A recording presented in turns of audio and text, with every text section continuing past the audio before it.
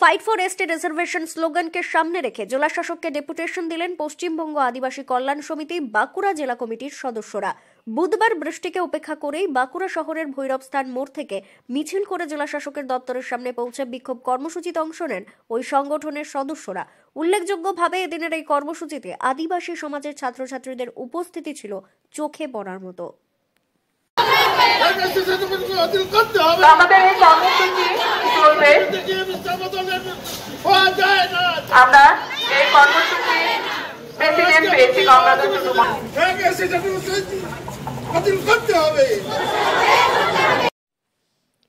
আন্দোলনকারী পশ্চিমবঙ্গ আদিবাসী কল্যাণ সমিতির তরফে দাবি করা হয়েছে সম্পূর্ণ প্রশাসনিক মদতে কুর্মী সহ ওবিসি ও সাধারণ শ্রেণীভুক্ত অনেকের হাতে তপশিলি উপজাতি শংসাপত্র পৌঁছে গেছে। অবিলম্বে ওইসব ভুয়ো শংসাপত্র বাতিলের পাশাপাশি ওই ঘটনায় যুক্তদের দৃষ্টান্তমূলক শাস্তির ব্যবস্থা করতে হবে। অবিলম্বে দাবি পূরণ না হলে রাজ্য জুড়ে আন্দোলন আরও তীব্র হবে বলেই তারা জানিয়েছেন।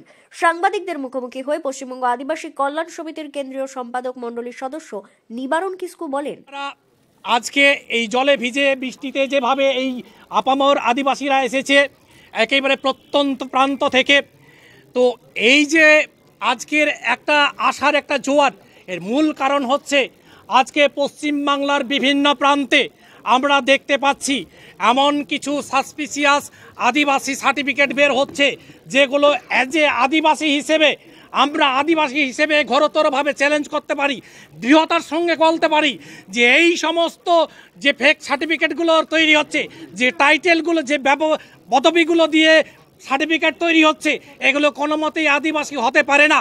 এইগুলোকে ক্যান্সেল করতে হবে এবং যে সমস্ত সার্টিফিকেটগুলো ইস্যু হয়েছে যারা আদিবাসী শংসাপত্র প্রাপক, ফেক এসটি শংসাপত্র, তাদেরকে যথাযথ আইন মাফিক শাস্তি দিতে হবে। এই মূলত এই মূল দাবি নিয়েই আমাদের আজকের গণডেপুটেশন। কিছু কিছু জাতি, যারা জনজাতি, যারা জেনারেল, যারা ওবিসিতে বিলং করেন, তারা তাদের মদতে কোন আশায় লালায়িত হচ্ছে যে এসটি হতে হবে। আপনারা বিলক্ষণ জানেন কিছু কিছু কুর্মী সম্প্রদায়, তারা ওবিসি বিলং করেন, তারা আজকে এসটি হিসেবে এসটিদেরকে দমিয়ে রাখার জন্য চেষ্টা করছে এবং এখানে স্পষ্টতই বলবো প্রশাসনের মদত আছে। আমরা এইগুলোর বিরুদ্ধে প্রতিবাদ জানাতে আজকে আমাদের ডিএম মহাশয়ের দরবারে এসেছি। এদিনের কর্মসূচিতে উপস্থিত অল আদিবাসী সান্তাল স্টুডেন্টস অ্যাসোসিয়েশনের সভাপতি শিলি মুর্মু বলেন, আমরা এমন একটা পরিস্থিতির সম্মুখীন যে ছাত্রছাত্রীদের রাস্তায় নামতে হচ্ছে। আমাদের সাংবিধানিক অধিকার সামান্যটুকু রিজার্ভেশন, সেটাও আদিবাসী অনেকে সহ্য হচ্ছে না। আজকে এমন একটা পরিস্থিতি, রাদার বলবো এমন একটা বিচ্ছিরি পরিস্থিতি হয়েছে যে স্টুডেন্টদেরকে রাস্তায় নামতে হয়েছে।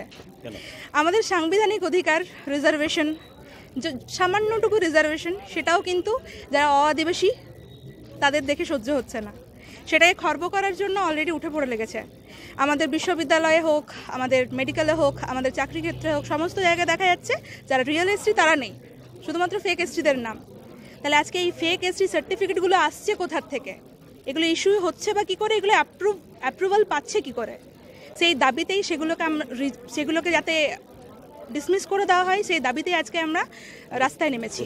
পঞ্চায়েত থেকে, তারপরে ব্লকে, তারপরে সেখান থেকে এসডিএমের হাত দিয়ে কী করে পাস হচ্ছে। এত ভুরে ভুরে যে এসটি সার্টিফিকেট, যেখানেই যে চাকরি ক্ষেত্রে যায় কিংবা একাডেমিক যে কোনো ক্ষেত্রে যায়, অ্যাডমিনিস্ট্রেটিভ যে কোনো ক্ষেত্রে যায়, এত ভুরে ভুরে এসটি আসছে কোথার থেকে?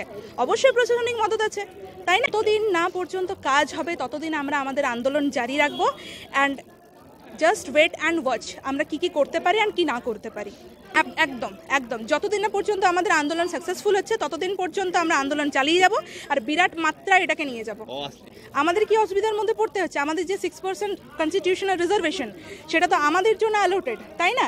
সেটাতে এসটি কিংবা আদিবাসীরা আসছে কি করে? কনস্টিটিউশনাল রাইট, তাই না? সেটাকে খর্ব করার কারো অধিকার নেই। এই অসাংবিধানিকভাবে যে খর্ব করার চেষ্টা করা হচ্ছে, এটার বিরুদ্ধে আমরা প্রতিবাদ জানাচ্ছি আর জানিয়ে যাব।